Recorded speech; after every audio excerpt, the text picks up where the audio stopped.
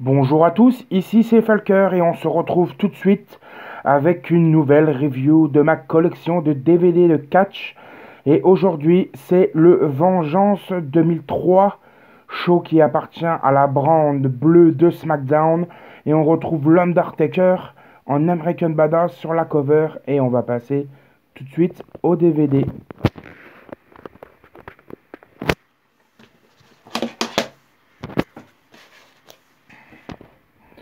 Alors pour ce DVD, nous allons commencer tout de suite avec le premier match de la soirée qui était entre Eddie Guerrero et Chris Benoit pour une finale du tournoi pour le titre des États-Unis.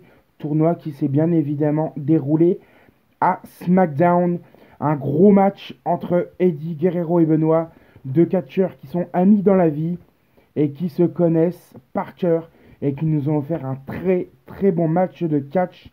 Un match qui dure environ plus de 20, oui, qui dure plus de 20 minutes, avec une victoire d'Eddie Guerrero, avec une intervention du partenaire de Chris Benoit à l'époque, qui était Rhino, et qui a fait son gore sur Chris Benoit, offrant la victoire à Eddie Guerrero, qui devient à nouveau le nouveau champion des États-Unis. Ensuite, nous allons enchaîner un match entre Jimmy Noble et Billy Gunn. Par contre, je n'ai pas trop compris la stipulation. Apparemment, c'était une mallette d'argent. Il y avait Tori Wilson et l'autre diva Nidia, pardon, qui étaient entre les deux. Enfin bref, j'ai pas trop suivi. Donc ce match a duré 5 minutes environ. Était pas trop mal. Moi, perso, j'adore Jimmy Noble, ce qu'il fait dans le ring. J'aime beaucoup le personnage. Un peu moins, mais le catch de Jimmy Noble est vraiment bon. Avec une victoire d'ailleurs de Jimmy Noble. Voilà, qui remporte a priori cette mallette d'argent. Donc voilà. Et après, nous allons passer à un match. Enfin, c'est pas vraiment un match. C'est plus. Enfin, si, c'est quand même un match. C'est les APA qui invitent tout le roster de SmackDown dans une bagarre de bar. Voilà. Et ben, c'est un match qui dure 4 minutes, à peu près. Ah ouais, à peu près 4 minutes. Enfin, un match de bar qui est assez violent, hein, parce que dedans, on peut retrouver quand même des véritables chaises de bar en bois, des canettes de verre, etc. Enfin, plusieurs catcheurs sont passés aussi à travers de glace. Donc, ouais, c'est un match qui est quand même assez violent. Qu'on n'a pas l'habitude de voir à la WWE dans un match de bagarre, de bar, mais voilà, j'ai bien aimé. Bah, dedans, on retrouve bien sûr les APA. Il y avait Shannon Moore, Matt Hardy, Nunzio, Ultrin, les Basham Brothers, enfin beaucoup de catcheurs qui n'avaient pas de combat pour ce pay-per-view, qui étaient invités à ce match. Donc tous les autres rosters de SmackDown, entre guillemets, Jobber et Mindcarder, voilà. C'était pas trop mauvais. Ensuite, on patch un match entre les World Greatest Tag Team, les champions par équipe de SmackDown, contre Rey Mysterio et Billy Kidman. Voilà, un match qui dure à peu près 15 minutes. Et voilà, j'ai un très bon match. Franchement, très bon match entre ces deux équipes. Une grosse alchimie dans le ring. De bons spot face pour Rey Mysterio. Avec Shelton Benjamin, c'est vraiment du lourd. Et c'est bien sûr Shelton et Charlie Haas qui conservent leur titre par équipe de SmackDown. Ensuite, on passe à un match entre Sable et Stephanie McMahon. Bon là, il ne faut pas s'attendre à un grand match de catch. C'est plutôt, ouais, en plus, ce n'est pas stipulé sur la jaquette, mais c'était un no disqualification et no countdown catfight match. Donc ça prouve bien que c'était un match de crépage de chignon. Voilà, il est très court, hein, il dure 5 minutes aussi. Voilà, ce match, il est à zapper, hein, franchement, à zapper. Hein. Ensuite, nous enchaînons à un match entre l'Undertaker et John Cena.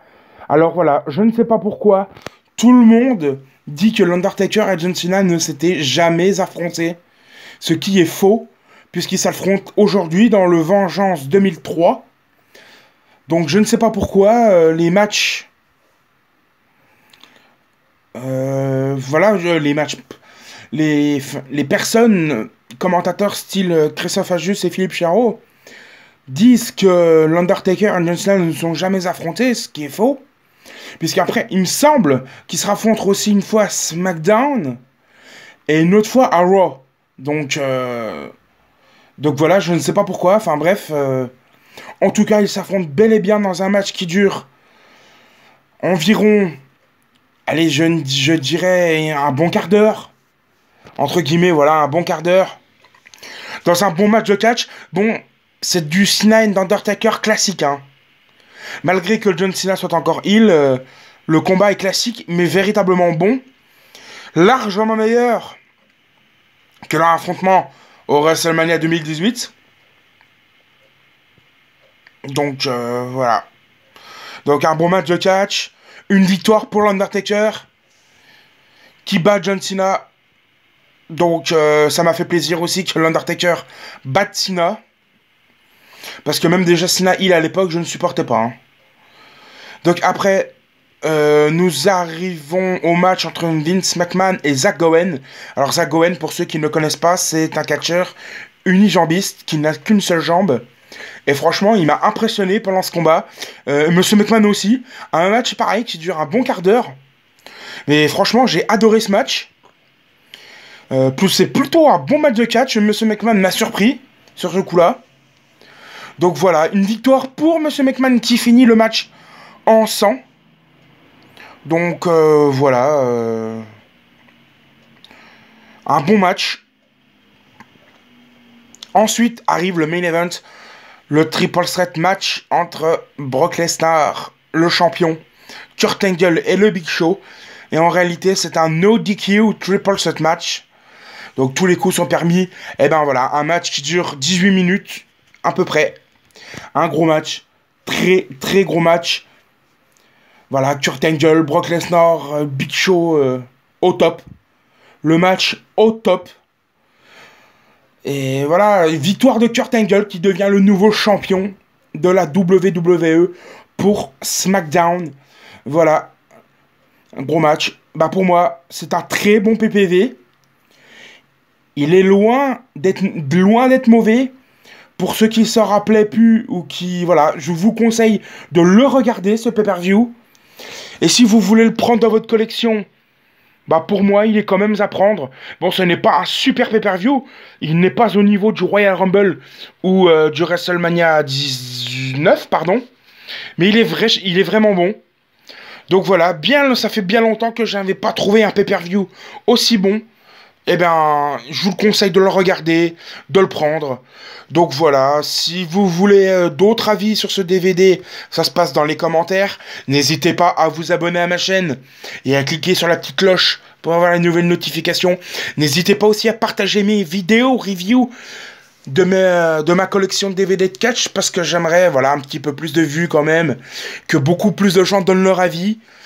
Donc voilà, c'était Falker pour vous servir encore une fois aujourd'hui. Et voilà, on continue, on se revoit très bientôt avec une nouvelle vidéo review. J'espère avoir le temps d'en visionner d'autres.